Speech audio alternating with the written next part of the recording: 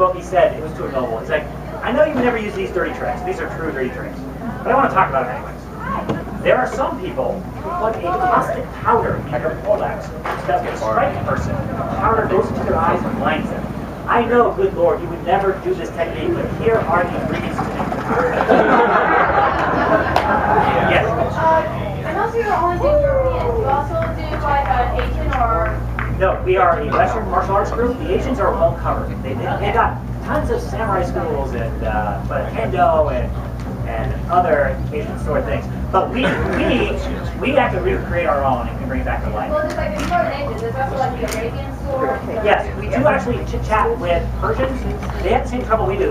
A lot of the manuals were sort of put aside and haven't been dug back up again. And so we do have some Persian manuals, and there's similarities. I saw a guy fighting in India with a curved saber. It's similar to what the Poles do. Like, oh, all right. There are similarities because there are only so many ways the human body can move, and the shape of the sword matters too. So we have two cultures using curved swords with cross guards. You're going to have some similarity. But if one sword's more massive than the other, it's going to be different. Right? So the Indians, their swords tend to be more brittle. We have accounts of British guys eat brittle. So when they fight each other, the swords don't cut. It's more dancing. These European blades tend to be heavier military blades. They not only cut, but as they put them on, they deliver blows. So not only am I cutting the dude, even if I don't go for his armor or whatever, I stun him for blood trauma. Make him upset. Any other questions? What about pure defense? 2 against 1, and you got to get out of here. Yes. You're actually talking about that. Yeah. Good job. Yuri does a lot of, he's a great guy. He shows how to fight the tournament, how to fight the battlefield, how to avoid assassination. And in short, if someone just tries to knife you, or a couple of guys, he talks about a couple quick defenses you can do, and you skedaddle. You run. He talks about using your sword, drawing it so that the scabbard goes into the guy's gut, trying to stab him, and then take off. In rapier play, it's mostly one-on-one. And what happens is if you increase the numbers, the sword fighting gets more militaristic and tacky. It's very difficult to stab a guy safely because other people are jumping around. Does that answer your question? Yes, perfect. I have a question. Let's say claymores, battle axe. Yeah, let's talk about those. The big old, she's talking about the giant, I can tell you use one. One of the giant two-handed swords. Those swords showed up around 1600s, and what their job was, it wasn't the same job as a long sword. They were much taller. They'd be up to here and a massier blade. And what they were used is in pike formations. You have your pikes, you have your musket guys, and then you have these guys armed with great big two-handed weapons. We do have manuals on it, but they don't talk about how to fight another sword. These swords are so big, they probably just sort of blast through everything. And they have these like routines, like katas, and you just kind of flow through. And one of the rapier guys, a guy called Alfieri, writes about how to fight with a rapier. He writes how to fight with this giant two-handed sword. And it's really simplistic. He also talks about how to get a fight. We're not going to talk about that. So, what's a pike? A pike? Oh, I'm sorry. A pike is a long spear with it's a long spear. So, yeah, it can be crazy long, and it was almost like the Greek system of fighting to come back again. And so you have your long pikes out there that could chase off horsemen as somebody in cavalry kind of go away, protect your gunmen. Eventually what happened though is someone said if we could put a blade on the end of the gun, which is known as a bayonet, we don't need those. So here's the last presentation, they talked about the British Army got bayonets on. Once you did that, you didn't really need pikes. And again, swords start to kind of go away. But that's what those big two-handed swords are. So mostly on foot, big fighting. We don't know a ton about the techniques. We don't have a ton of art on their usage at that stage. Some. We do know that the guys who did that were paid more because they were there for the pride. Yes, sir. So could you discuss historical sword weights? Yeah, I'm glad you brought that up. It was in my PowerPoint, so I'm glad you're here. Yeah, there's a lot of ideas about sword fighting come from the Victorians, so during the 1850s to 1900 time period. And these Victorians had a bizarre idea of history. They thought everything was evolutionary. Everything was getting better and better and better and better and better and better. So when they saw these swords, they assumed this one was superior to that one. They didn't understand that times are changing. That's why the swords changed. It wasn't necessarily about superiority. In fact, this weapon has some disadvantages. And the European guys wrote rather poorly about medieval swordsmanship. They said it was clumsy, that they just bashed each other, and the sword weights were ridiculous. This sword here, well, the Europeans thought, or sorry, the Victorians sometimes claimed that swords weigh as much as 10 to like 15 pounds. And there were swords that did weigh 10 to 15 pounds. They were ceremonial swords that you would just carry through a parade. Fighting swords, how much do you think this was? Yeah, 2 to 3 at the most. Like a baseball. Really? Yeah. Yeah. No more than 2 to 3. You'll get too tired. This also weighs about 2.5. Isn't that amazing? It's like it has to be in order for you to keep fighting. The big two-handers are a bit heavier, but they're still on the probably the 4 to 5 pound range. Beyond that, it just gets ridiculous, and the sword's not really meant for contact. So swords tend to be much lighter than people expect. Another reason for that, what's more important than weight is actually balance. How well Yes. done. That makes a big Right. difference in how long you carry. Yeah, every sword's a little bit different what you want it to do. Rapier, like I like mine to be balanced somewhat near the hand. Polish saber, I like to have to balance 6 inches up here, so I really love an egg. Long swords, I want to balance so it's not too top heavy.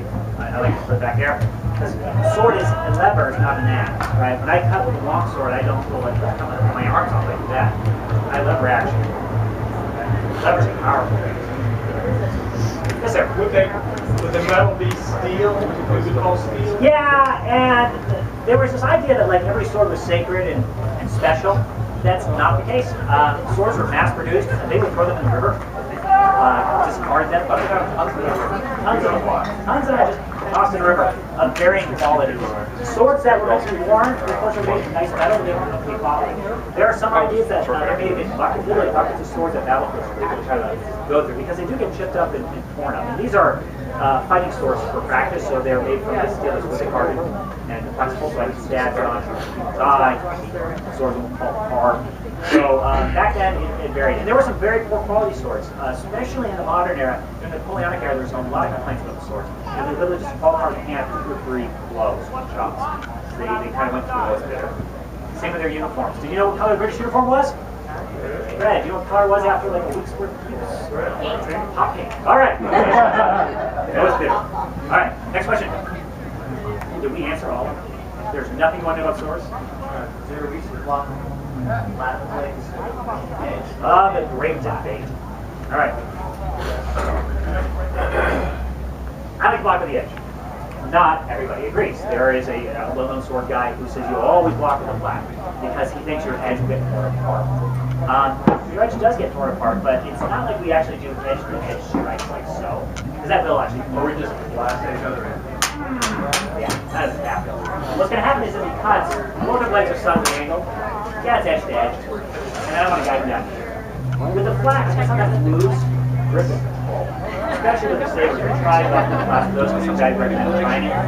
Obviously, it didn't work. It didn't work. So that's kind of, it is up to debate. We're pretty convinced though it's mostly edge. We also have some historical names that actually say block with the edge. Right? Yep, always. Always, always, always. Always, always. Yeah. All the accounts and sword breaking happen as we laugh. Some of the techniques will work better with steel when you have edge-on-edge contact. The blade will actually stick. Like we use synthetics though. Slide with ease. We're across the middle. I can make a decision on what I want to do. So yeah, blades broke all the time. There's a book by I forgot his name. It's called Blades of the British Empire. And it's just first-hand accounts of swordsmanship, British swords use from about the 1600s to the modern era. And duels and single combat, military stuff, and man, do swords break a lot. A lot. Yes, yes, yes. More time. Okay. I was wondering about is like how the swords that you carry, you're not like a bunch of punches to break. Is that true? Like how the heritage sword one that you stuck on the wall, your grandma used those ones? Probably not. Especially, I believe two lose their sharpness over time. That just happens. Decorative swords are decorative swords. Yeah. Right? So when you guys buy swords that are meant for fighting, they don't have a like a tang or a break. I was just thinking like the swords that you that were actually you knew were used, but that probably you don't want to use swords you want it wouldn't be any good. Like Probably the not. Japanese would Fashion might have changed. What you might keep though is the hilt. Because everything else is just inside leather, right? We actually have some rapiers that actually, when we did some studies on them, we found out they used to be long swords. Yeah, they took good quality long swords and they just sort of filed them down to rapiers. Yes, sir? Just what I was going to say was blocking the side of the blade instead of the edge. Is, you guys, on your long swords, you have those, the rings. But they don't always have the rings. Right, which means you have to turn it just a little. Yeah, you're going to have to turn to get on the bone. Right. And hands are definitely a concern in sword fighting. That's why we have the rings. There was even